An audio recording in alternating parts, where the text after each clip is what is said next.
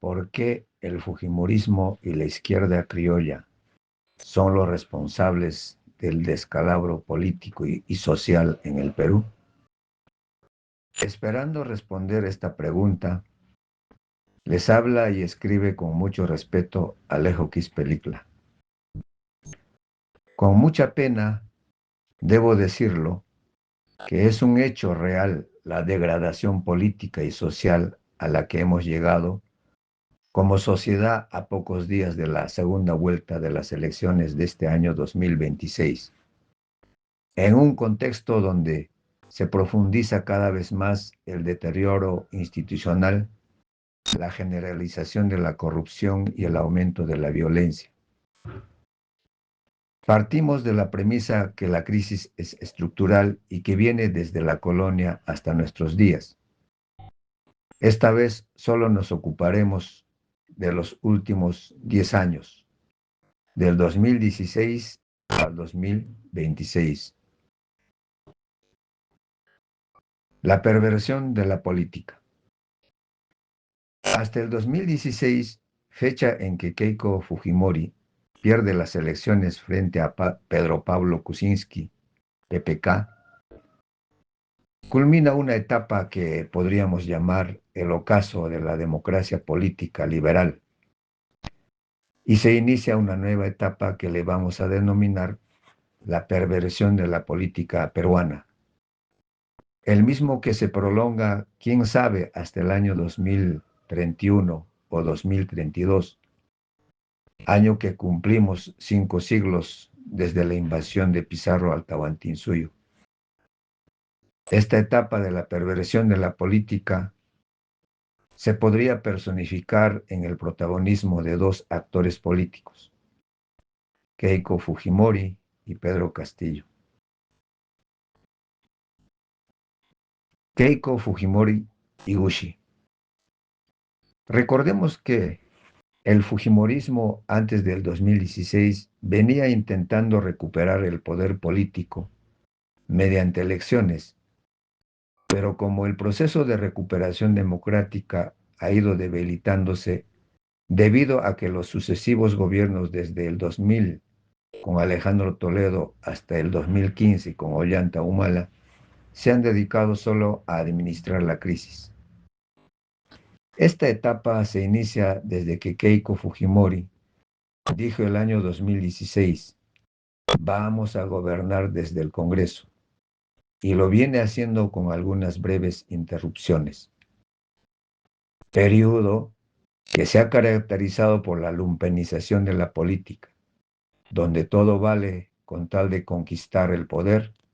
o mantenerse en el poder, actitud asumida desde la derecha, terminando en la izquierda, ambos pertenecientes a la clase política criolla podrida. Esta lucha por el poder se agudiza a partir del gobierno de Pedro Castillo el año 2021, gracias a la polarización de supuestos extremos de derecha e izquierda. Decimos supuestos porque al final los dos juegan en pared y terminan favoreciendo al sistema colonial en que vivimos. Uno de los actores políticos que le hizo un flaco favor al fujimorismo es Vladimir Cerrón Palomino, quien utiliza la política con su narrativa de ser el verdadero representante de la izquierda clasista y provinciana, solo para encubrir sus actos de corrupción desde los años que estuvo como gobernador regional en Junín, descalificando a todos quienes no piensan como él con la monserga caviar, a tal punto que luego de utilizar a Pedro Castillo terminó aliándose con el fujimorismo y el pacto mafioso que nos gobierna desde el Congreso. Pedro Castillo Terrones. Es bueno tener en cuenta la trayectoria política de Pedro Castillo, quien allá por el año 2014 postula como candidato a una alcaldía de su distrito sin éxito por el partido Perú Posible de Alejandro Toledo. Este dato es importante para ir perfilando la personalidad de quien hoy ha vuelto a ser un actor político en el país, no por lo que es como persona, sino por lo que representa o simboliza a un sector grande de la población peruana. Quizás la educación sea el sector más adecuado para entender el camino accidentado por el que hemos transitado hacia la encrucijada en el que nos encontramos hoy día. Por ello paso a describir los hechos que han ocurrido en materia educativa desde mi perspectiva como docente y como comunero de la comunidad campesina de Pichjachuri. Ocupémonos de la reforma educativa que inicia el año 2000 y termina el año 2017. A finales de la década de los 90, en el Perú, se inicia una reforma del sistema educativo, un sistema educativo criollo que reproduce la alienación, la discriminación y la dependencia con bases teóricas y conceptuales enteramente coloniales y occidentalizadas. Esta reforma educativa es impulsado por la UNESCO luego de la Declaración Mundial sobre Educación para Todos en Homtien, Tailandia, en 1990. Como era un mandato de la ONU, el gobierno dictatorial de Fujimori a regañadientes comenzó a capacitar a los docentes en todo el país con programas como el Plan CAT, Plan JET, etc. Ya con Valentín Paniagua, seguido por Alejandro Toledo, se profundiza esta reforma a partir del año 2000, aprobándose la nueva Ley General de Educación, la Ley de Reforma Magisterial, incluso toma fuerza la educación bilingüe intercultural. Alan García, en su segundo periodo del 2005 al 2010, sin querer continúa con esta reforma educativa con algunos altibajos. En el quinquenio del 2010 al 2015, Ollanta Humala le da un impulso importante a este esfuerzo por mejorar la calidad educativa. Aquí cabe resaltar el nombramiento de Jaime Saavedra como ministro de Educación, quien se empodera en el sector, culminando su gestión como uno de los mejores ministros del gobierno de Ollanta Humala. PPK, luego de ser elegido el año 2016, vuelve a designar a Jaime Saavedra como ministro de Educación, que dura hasta diciembre del año 2016, fecha en que es censurado por el Congreso con mayoría fujimorista, hecho que obedeció a un objetivo malintencionado de Keiko Fujimori en destituir del gobierno a PPK vía vacancia presidencial, lo cual se cumplió, como todos sabemos. Ahora veamos la contrarreforma educativa, que se inicia el año 2017 y continúa hasta hoy, año 2026. En el contexto de esta etapa de perversión de la política, liderado por el fujimorismo, una vez censurado el ministro Jaime Saavedra, increíblemente se suma a este despropósito el profesor Pedro Castillo Terrones, protagonizando la huelga magisterial el año 2017, que lejos de luchar por fortalecer la democracia liberal y la calidad educativa, inicia un periodo de contrarreforma educativa. En el fondo, dicha huelga tenía como finalidad derrotar y sacar fuera del escenario político sindical al CEN del SUTEP, Patria Roja, que dicho sea de paso era y es una cúpula que maneja a su antojo la derrama magisterial. Y la otra finalidad de la huelga era hacer protagonismo político. Esta intención se ha notado con claridad en el hecho de que mientras una comisión de congresistas, la ministra Marilú Martens y dirigentes de la huelga venían negociando la plataforma de lucha en la sede del Ministerio de Educación, Pedro Castillo estaba siendo bien recibido con alfombra roja por Becerril en el Congreso, un congresista recalcitrante del fujimorismo que tenía su propia agenda de debilitar y vacar a PPK, tal como se propuso su lideresa Keiko Fujimori. Prueba de ello es que Pedro Castillo no quiso levantar la huelga, a pesar de que ya se había aceptado los 9 puntos de los 10 que contenía la plataforma de lucha. Es elocuente y gracioso ver que en plena huelga de ese entonces Pedro Castillo era manipulado por otros dirigentes radicales que cuando en la avenida Bancay de atrás le dijeron tírate, tírate, él se echó al piso para simular que había sido maltratado o atropellado por la policía. Me pregunto, ¿cómo un dirigente sindical que se llama de izquierda, combativo y clasista, no supo calibrar y darse cuenta que estaba siendo utilizado por el fujimorismo, con tal de traerse abajo al gobierno de PPK? Por algo se dice que los extremos se juntan para defender sus intereses y no los intereses del país.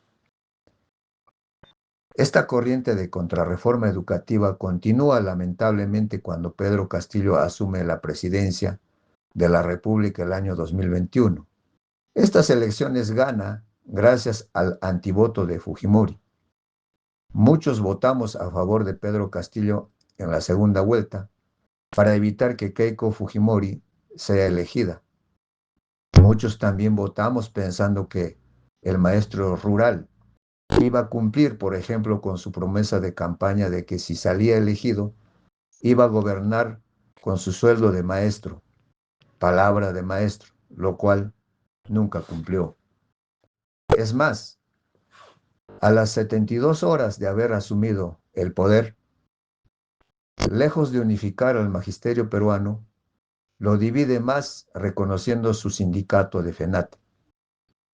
incurriendo incluso en conflicto de intereses, cancelando toda posibilidad de hacer en 5 años la reforma educativa que el país necesita, con un magisterio unificado y empoderado.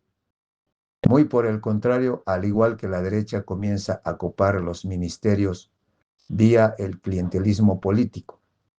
al colmo de llevar a Bruno Pacheco, Juan Silva y otros a ocupar cargos de alto nivel en el Estado, solo por el hecho de que eran compañeros maestros de la huelga del 2017. Se ha perdido entonces con Pedro Castillo una gran oportunidad de unificar el magisterio. Creemos de que sí estuvo a la altura y en la capacidad de hacerlo, porque ya no representaba solo a un sector del magisterio como CONARE, sino que como presidente representaba a todos los peruanos, por lo que tenía en sus manos la posibilidad de contribuir a construir y sentar las bases de un futuro distinto y mejor para la nueva generación de niños y jóvenes. Desde el Palacio auspició la creación del Partido Magisterial y a través de la bancada del bloque magisterial, cuando no, promovió y votó a favor de las leyes de procrimen, incluso llegando a debilitar la SUNEDU y demás normas en contra de la implementación de la carrera pública magisterial. FENATE hasta ahora se opone abiertamente a cualquier medida que esté orientada a mejorar la calidad educativa. Asumen una postura donde todo inicia y termina solo en la defensa de los derechos del magisterio y nunca hablan de los derechos del niño y la niña. Creo que en una sociedad democrática, los derechos de uno terminan donde comienzan los derechos del otro. Es harto conocido que los docentes agrupados en FENATE son contrarios a la evaluación del desempeño docente. De igual manera reniegan del enfoque intercultural bilingüe que tibiamente contiene el Currículum Nacional de la Educación Básica, con el argumento de que el dominio de la lengua quechua les perjudica a los maestros para que asuman nuevos cargos o para reasignarse, etc. Es decir, el voto identitario que podría estar cosechando Roberto Sánchez por el endoce de Pedro Castillo en el sur del país es un engaño, puesto que el expresidente y los maestros que están a su alrededor se caracterizan por ser carentes de identidad, muchos de ellos clasistas y racistas, colonos, colonizadores, criollos y desarraigados, manipulando y traficando con los símbolos de nuestra cultura ancestral, como siempre lo han hecho políticos y politiqueros, desde la chacana con Toledo hasta el sombrero de Pedro Castillo. ¿Qué reforma educativa se podría esperar de algunos senadores y diputados que han salido elegidos por Juntos por el Perú, más conocidos por sus posturas radicales, que en tiempos pasados fueron simpatizantes o integrantes de Movadef, brazo político de Sendero Luminoso, expertos en polarizar el escenario político, actitudes que francamente cae como anillo al dedo al fujimorismo para continuar en su objetivo de querer salvar al proyecto civilizatorio de la modernidad hoy en crisis, que no es sino un proyecto civilizatorio de la muerte. Por lo que hago un llamado para que desde el magisterio sano, comprometido con el cambio, con identidad cultural y social, iniciemos nuestra lucha convirtiendo nuestras aulas y nuestras escuelas en verdaderos yachaywasís, porque la esperanza de un mañana mejor está en nuestros niños y niñas de hoy. Finalmente, para que desde las comunidades campesinas tantas veces utilizadas y manipuladas por los políticos criollos, este 7 de junio, aparte de votar con sentido crítico y vigilante, a fin de que una vez elegidos no vuelvan a cometer los mismos errores que acabamos de señalar, sea un día además de reflexión para seguir resistiendo y creando un poder comunal, ejerciendo nuestro derecho al autogobierno y a la autodeterminación, única garantía para recuperar y construir una sociedad con soberanía y dignidad. Puquio, junio del 2026. Gracias.